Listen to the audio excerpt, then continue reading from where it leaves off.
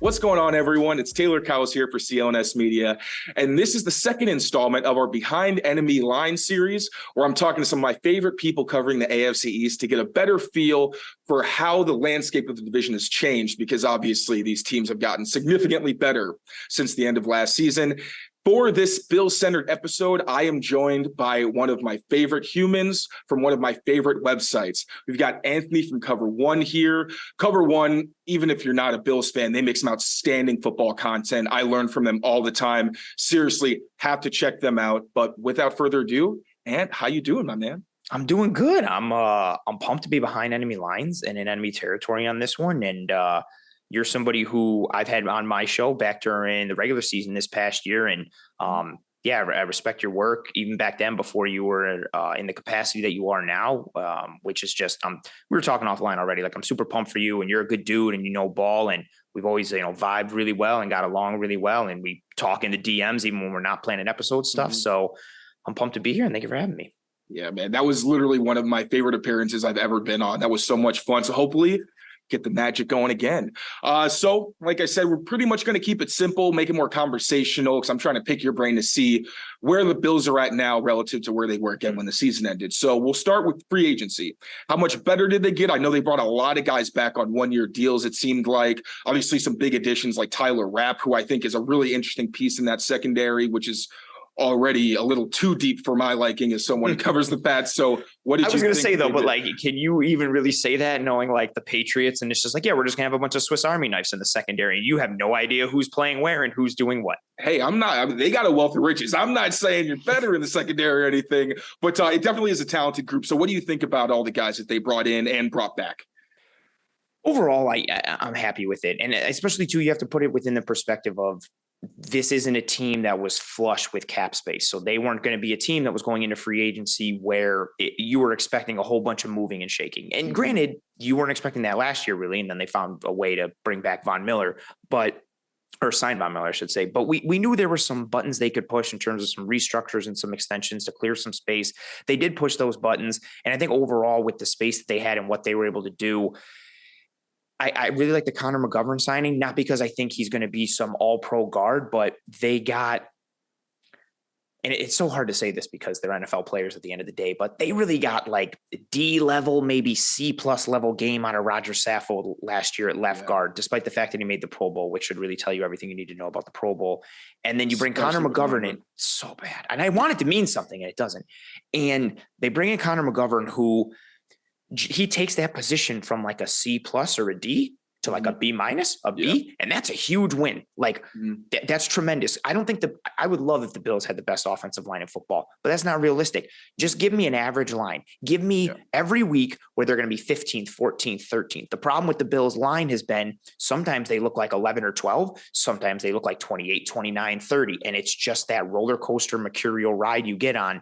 So I think he adds to the athleticism of the group. He adds to the floor of that offensive line. I really like that. And then towards the back end, as free agency continued, you mentioned Taylor Rapp. I like his potential, especially with Tremaine Edmunds' departure. I think Taylor Rapp could actually see several, key matchup roles depending on the opponent and situational pieces as their dime linebacker, like he did with Los Angeles. And it's something that he did in the Super Bowl. Like when they won that ring, Nick Scott and Eric Weddle were the starting safeties. Taylor Rapp was not starting. He was the dime linebacker on known passing downs and third downs, covering Jamar Chase in the slot and matching up with Boyd. I love what he can do in and around the box. And then you can get really creative, and he can play in that split field safety role. Some post safety stuff, but not ideal. Exactly. But then you start to get creative and like, okay, you got a 3 safety look. Is he going to be more the dime linebacker? Is Poyer buzzing down? Like, who's covering what? I like that. And then Leonard Floyd and Poona Ford. I was very concerned in the trenches overall for this Bills team. I still have some concern at right tackle with Spencer Brown, but McGovern helped me on the offensive side of the ball.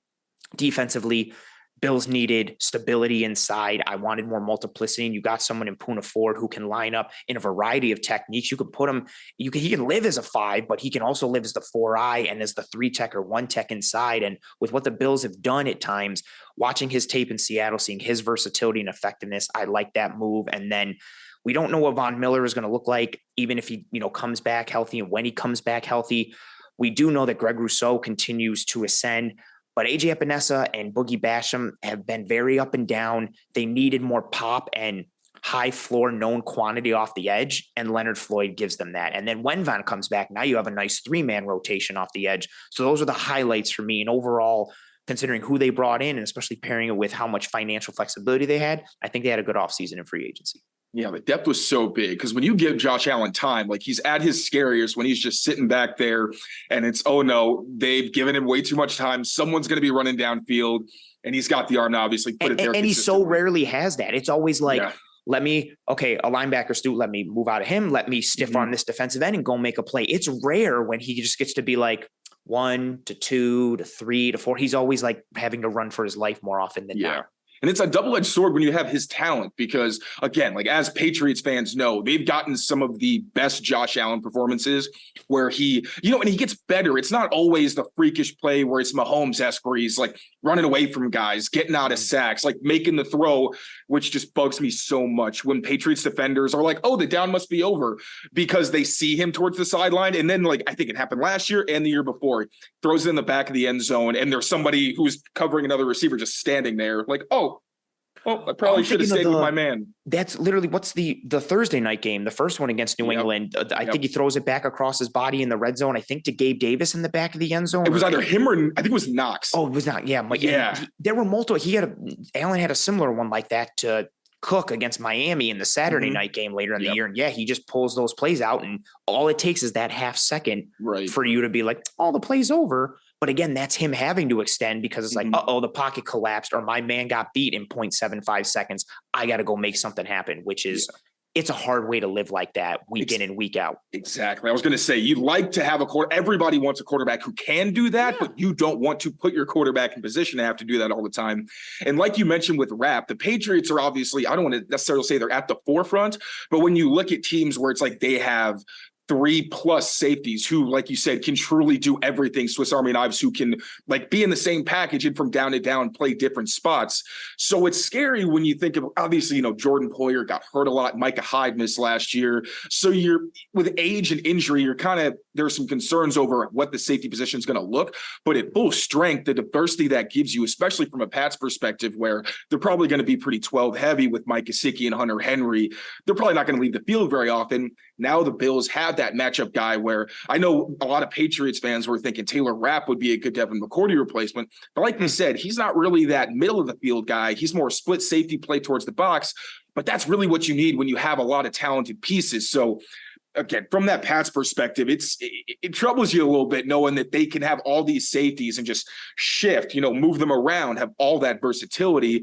And then you also mentioned the defensive line, having Leonard Floyd. Obviously, Leonard Floyd and Von Miller worked pretty well together. They won a Super Bowl together, rushing off opposite edges. So, I wasn't happy to see that signing because Floyd is not only a great pass rusher, but I really think his best asset is a run defender, where you get that consistency out of him. And the Patriots usually, because you can't really throw all over the yard against Buffalo, you see them usually try to not establish the run, but lean on the run to have success, as you know, with one of your other additions, Damian Harris, who's had some of his best games against Buffalo. But now at least it's not going to be as easy to run outside against them. So now moving on, the draft. They had, I think, the value that they got, especially in their first couple picks, was outstanding. Again, selections that didn't make me necessarily happy as someone who's covering the Patriots, but really talented players. So what did you think about the Bills, not just at the top, but throughout their draft? It's funny that you say value because my favorite value pick of the first round was Christian Gonzalez falling as much as he did and then landing in New England. I was like, this is literally the perfect scheme and skill set fit and pairing. And I'm like, of course he fell to New England, and look at it. Look at him crushing it already in camp and practice and all these things. Like, so it's funny, like, to be here and hear that piece. I like what they did overall in the draft. Going into it, I had this internal discussion with myself and pieces and notes and evaluating because so many Bills fans wanted Jackson Smith and Jigba, and rightfully so. Like, I understood why, but I kept having this thought to myself and debate with myself, and I heard it from a couple other people. Like, I think Tyson Brugler talked about it at one point. Like, you could have a legitimate conversation of who's like the best middle of the field presence slot guy. It could be Jax or it could be Dalton Kincaid. Yeah. And I kept thinking this idea, and I was like, yeah, but that doesn't seem like their kind of thing. And then they pounced all over Kincaid when he fell. I've talked about it so much, the schematic advantage of 12 personnel, and not to, beat the Patriots drum again, but I've been infatuated with it ever since Gronk and Aaron Hernandez. And granted, like I don't think that should be the standard that 12 personnel teams are held to, but even with other teams, like I like when the Eagles ran it with a young Dallas Goedert and Zach Ertz, like the schematic advantage it presents you, especially with teams who want to live in a nickel world and a pass defense first mindset. I love what 12 personnel presents for you, and him falling and the need there and the fit. I really liked it a lot. O'Cyrus Torrence I thought was value as well, even though it wasn't necessarily 100% needed given the current roster makeup. I'll never complain about adding an offensive lineman in the first 3 rounds, really ever. Even as much as I'm frustrated with Spencer Brown, I understand with taking swings on offensive linemen on day 1 and day 2. You always need to reinforce the trenches. Torrance adds a different dynamic from a skill set and mentality and play style standpoint. So it's one of the bigger battles that I'm interested and intrigued to see come camp, because like you and I were talking about offline before, none of the Bills' interior offensive linemen weigh more than 307 pounds. And here comes O'Cyrus Torrence, who plays in the 330s and he's not an in-space mover, pull me guy. He's a let me get downhill. I've got huge vice grip, bare paw hands. I'm going to maul you. I'm going to drive you off the ball. I'm not the best at climbing to the second level, but I can do it a little bit. He presents a bit of a different option for a team that's been a lot of, pin and pull, and maybe now they become more downhill run and we get more duo again and we get more inside zone. And when you add someone like Damian Harris, it's like, oh, maybe the physical run game starts to come into this offense a little bit. I like what he presented. I understand the long-term play for Dorian Williams. I have to just keep saying I was doing a live show when it happened, and I got asked right before they picked. So one of the other people on the show with me was like, "What do you not want to see here?" And I said 2 things. I forget the first one I said, but the second one was, "And I don't want Dorian Williams."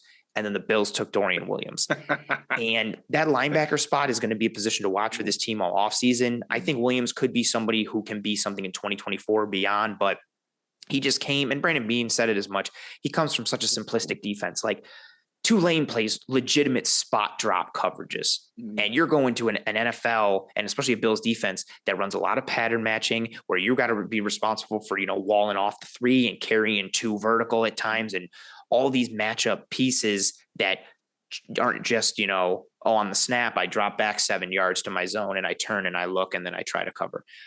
So I do think he's got, a bit of a journey ahead of him, but you like the traits and you like the skill set. And I think those were the overall biggest, if we're looking at kind of the Bills draft in a nutshell, I think those are the first 3 picks, but take those pieces. And I like Justin Shorter a bit. I like the size potential, especially for a Bills wide receiver group that has never been the biggest or the fastest or the strongest. And he adds a bit of a more physical dynamic and presence, especially maybe if Gabe Davis, cashes in and gets a bag next offseason in free agency. No offense to Devontae Parker, but if he's getting what he got, I don't know, is Gabe Davis getting even a little more? Because I don't know, I'm still gun shy after what Christian Kirk and Zay Jones got 2 off seasons ago, and just what the wide receiver market can be for guys. Right. So maybe that presents some insurance there. And overall, I thought they got depth. I thought they got value. And I think they also addressed premium positions and or positions of need. So overall, on the whole, pretty satisfied with their draft class. Take your first swing at betting MLB on FanDuel and get 10 times. It's 10 times your first bet amount of bonus bets and up to $200. Just bet $20 and you'll land $200 in bonus bets, win or lose. That's $200 you can spend betting everything from the money line to the over-under to who you think is going to be, hitting the first home run. All in the app that's safe, secure, it's super easy to use. Plus, when you win, you get paid instantly. There's no better place to bet on MLB than FanDuel, America's #1 sportsbook. So sign up today and visit FanDuel.com/Boston and get up to $200 in bonus bets. That's FanDuel.com/Boston. FanDuel, official partner of Major League Baseball. Yes. Do you think they're ever going to leave 12 personnel, really? Because I feel like the whole offseason, it's the Bills need another weapon. Gabe Davis is that really good one-trick pony who can make all the amazing catches downfield that Allen can put there. but consistency has always been an issue with him.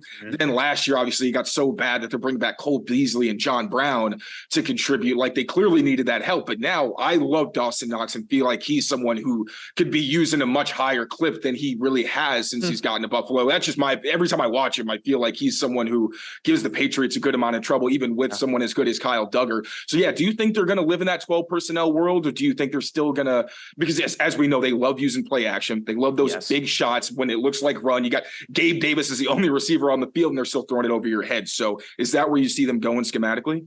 I really do. Especially when you pair it with, and this is, maybe taking it back too much, but Ken Dorsey, when he played at the University of Miami, granted, potentially different time, a lot of 2 tight end sets with what he did in Miami. And then from a coaching standpoint, where he cut his teeth was with those Carolina Panthers teams who were heavily reliant upon Greg Olsen and Ed Dickson. A lot of 2 tight end sets with tight ends who could function in both the pass and the run game as blockers. And with what the Bills have, Knox, we know his athleticism, what he can do in the route distribution. I think he's still working on the refinement from a technicality piece, but he's so fun as a player in terms of what you can do with him as a chess piece. He's improved on his blocking every year. And Kincaid, for as much as he is, a pass catching option, I think he's a better blocker than he gets credit for. I'm not saying he's a plus matchup as a blocker, but he gives a ton of effort and he will shield. He's more of a shielder than he is like a people mover, but he gives 110% as a blocker. He doesn't shy away from contact. And that's honestly 70% of the battle as like an ancillary piece in the blocking game. So you take that combined with what he can do, where just the numbers that he put up in the slot amongst all receiving options in 2022 and how proficient he was and how pro ready he is. Yeah, I do think I expect to see 12 personnel is a significant piece for him. Now, it doesn't necessarily mean it's going to be 12 where both tight ends are attached to the formation, and you got a 7-man you got a 7-man surface or 2 tight ends on the right and Knox is the Y and Kincaid is hipped off of him or something. It might be, and I think it will be to a degree, spread looks. Yeah. Those 11 personnel looks where instead of Cole Beasley, you've got Dalton Kincaid running those option routes out of the slot, and they're going to function different because they're 2 different types of players. But yeah, you'll see that kind of more like a power spread look than you necessarily will see it like, 12 personnel and condensed formations and we're running the ball down your throat. I think you will see more of a run game presence from them, but that's what's so exciting about the 12 personnel piece is based on what their opponent is for that week. They can lean more into the power piece or the ground game, or they can just stay in that personnel package and lean more into the spread piece and the passing attack. You're just able to access so much more of the menu without having to turn the page. And that's how you truly dictate to a defense. I do think they do like Trent Sherfield and Deontay Hardy. I think you will see them get mixed in, but I expect, 12 personnel to be a significant piece of the offense this year. And then especially going forward. I would honestly anticipate the Bills and the Patriots looking schematically more similar than people might expect. Obviously, you think of the Patriots more under center. We're trying to run the ball down your throat. But especially in camp, what you're seeing is a lot more of the spread influence with Bill O'Brien having been in college, where that's exactly what Mike Gesicki's doing. Like, he is a slot receiver. The way he's aligned, he doesn't look like a tight end at all in a lot of these packages. And he does not want to block. Like, he's not even trying. He's like, put me in the slot and let me run routes. I'm glad you said it, because that's the biggest difference between him and Kincaid. I think when people hear that, this is a tight end who's a slot receiver, they think Kelsey, they think Gesicki, where like those guys truly don't want to be blocking. Like, it's not really a matter of, it's a matter of effort with him, where you're concerned about, like, if I put him in this position, I just don't think he's even going to seal off very well. It's literally, he's going to stand in the way and someone might end up pushing him back. Did not see that with Kincaid. He's the kind of guy where I think once he gets his hand, like, really with blocking, it's effort, because if you can get your hands in the right place and your leverage is good, it's just science at that point. Most people are going to move out of the way. So I'm excited about his versatility. And I think he should get more credit than just he's a slot receiver, because also people always mention like, tight end's a slot receiver. That's I think he's a little shorter for a tight end, but like, that's a 6'3" plus slot receiver. There's very few nickels who are going to be able to consistently contest catches against guys that are that big. And then if you want to run a toss to his side, he's probably going to bury whoever's across from him, unless it's one of the more physical guys in there. So he's 246 pounds. Yeah. Like 6'3", 6'4", 246 pounds. So if you're playing nickel, cool. Can your Can your nickel corner, who's probably, if a nickel corner is heavy, they're what, like probably 190 pounds? Yeah, maybe they're not touching 200. No, That's let alone, yeah. So what are they going to do when they're matching up a dude in the slot who's 240 pounds? And then it's like, okay, well, now we got to match that with a physicality piece. We need a bigger body there. Cool. Can your bigger body cover that tight end downfield when he starts moving? Like, can he function with them? Like, does he have the man capability chops and all these pieces? Like, it just presents a lot of schematic problems. And that's where it gets interesting, I think, when they're going to be playing the Pats, because now Jalen Mills switched positions. So you actually do have someone who can comfortably line up in the slot. And instead of usually Peppers is more their slot kind of corner guy when they do that big nickel. But now you've got a guy who played boundary corner and was one of your biggest outside corners.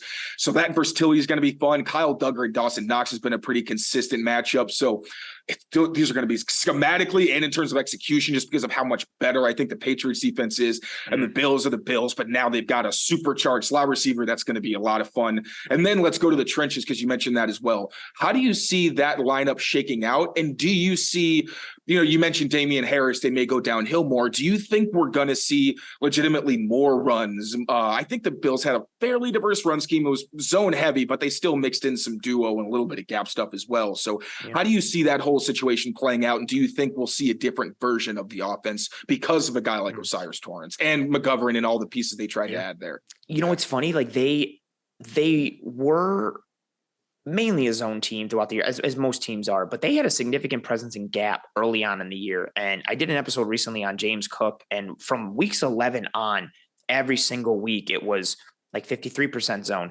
54, 57, 59, like more and more and more as James Cook became more of a focal point and piece in that backfield. He's more of that wide zone runner kind of guy. And not that he can't run gap, but mid zone, outside zone, you want him just flowing like water, and wherever the hole opens is wherever he goes. And especially when you have an offensive line like Spencer Brown and Ryan Bates and Mitch Morse, and even Deion Dawkins to a degree, guys that really aren't traditional people movers, but they're athletic and they can function in space. Cool. Let's just run zone. Let's create some double teams and make some space happen and let James Cook figure out where to go.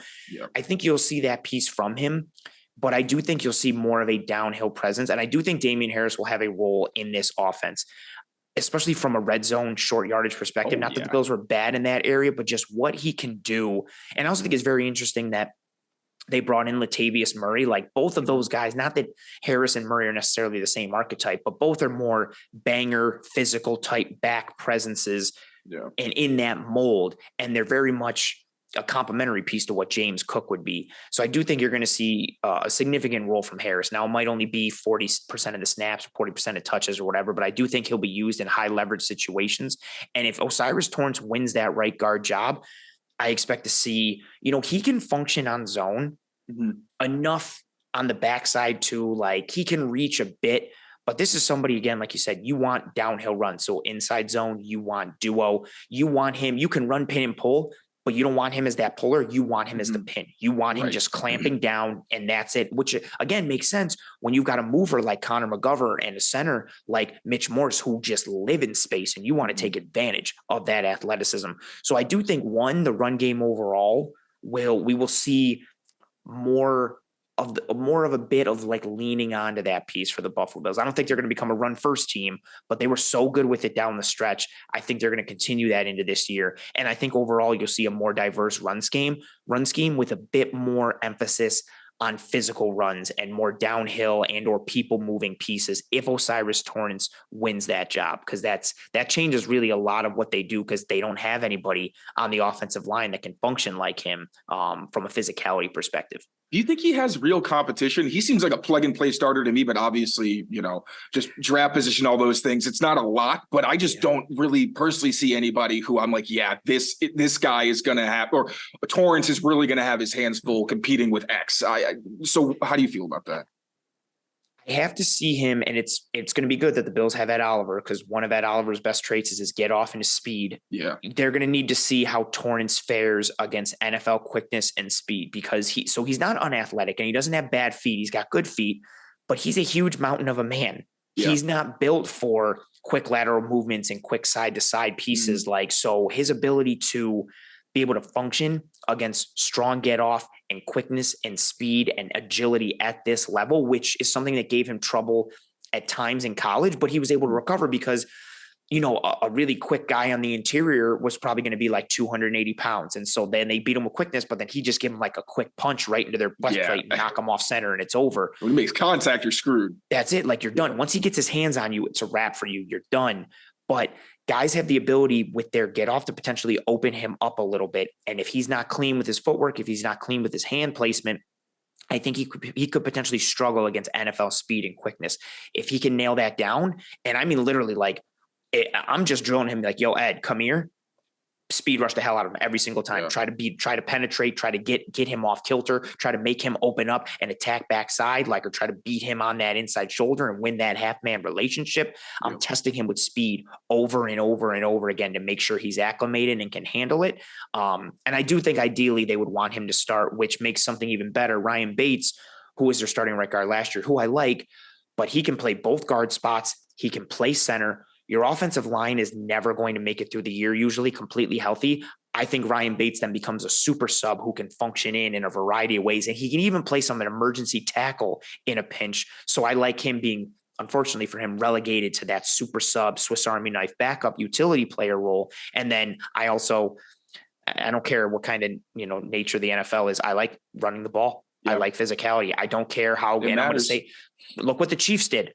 When they came out in the Super Bowl second half and ran it down the Eagles' throat. What happened against the Jags in the divisional round in the second half? They ran it down their throat, just like what they did when Chad Henne went in for Mahomes. You need that pivot. And if you have a QB like Josh Allen and a passing game like the Bills have, it's so scary to be like, oh no, now we also have to worry about the run. Like, it's a literal nightmare because no one's really going out there being like, all right, we got to put the big bodies down there to stop the run. You're trying to stop pass. And that's always the scariest thing. And one of the nice things when the Pats play the Bills is, you know, they're probably not going to lean into the run enough for it to be a consistent threat. But still, you saw James Cook was getting loose and breaking off some big plays because everyone's prioritizing the pass. You're trying to play too deep. You're trying to get as many defensive backs on the field as you can. It's just and now what do you do? Like, if the Bills can run out of their spread looks, are you still playing them with a 6-man box? Right. Like, are you going to do that? Because, okay, Cook averaged 7.5 yards a carry against light boxes from week 11 and on last year, and he ate. Like, are you going to do that? Cool. Oh, no, we can't. We got to bring a 7th man down. Okay, cool.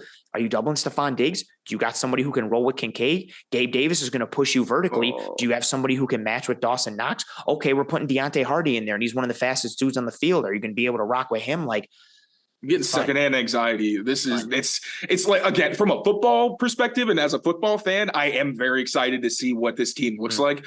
But, you know, it's, as someone who's been following the Patriots most of my life, not the best. I always lose track of time when we talk because this is so much fun. I got to get you out of here with one more question though. Sure. The Bills are one of the best teams in the league. I don't think anyone's going to argue that they got worse. So instead of asking why the Bills are and aren't going to make the playoffs, just what has to happen for the Bills to somehow miss another playoff appearance? I think one will take the low-hanging fruit, injuries, things fall apart. If something happens to Josh Allen or something happens to Stephon Diggs and there's significant pieces, but it would have to be like a lot, and it would have to, knock on wood, be like catastrophic.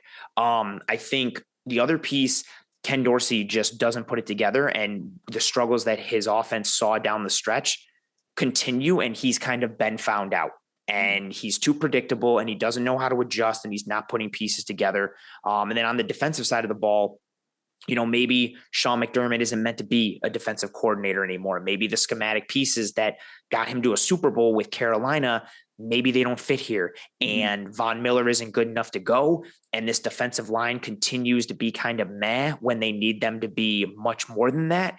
And potentially the linebacker position makes you vulnerable. I already think with the departure of Tremaine Edmonds, it's going to be harder for them to play those too high looks because of how he functioned in their quarters, and Tampa 2 and cover 2 in general, like looks what he did. I think they're already going to have to play more single high, specifically cover 3. So how much are they handicapped by him being out? And so that could be, you know, something that could rear its ugly head if whoever replaces him is that much of a vulnerability and deficiency. I want to talk for so much longer, but unfortunately I got the one that caps it to half an hour. But man, you've been fantastic. Real quick, anything you'd like to plug? Sure. Find me on Twitter at pro__ant. That's pro 2_ANT. I am the host of Disguise Coverage, live every Tuesday at 9 p.m. Eastern, and co-host of the Cover One Film Room, live every Wednesday at 7 p.m. Eastern. And I break down football of all teams and players. So if you're following me, it's not just Bills stuff. I kind of touch it all as well. Thank you, brother. Seriously, one of the best of the best. Thank you for coming on. Thank you, everyone, for watching. Take care of yourselves. Take care of one another. And we'll see you next time.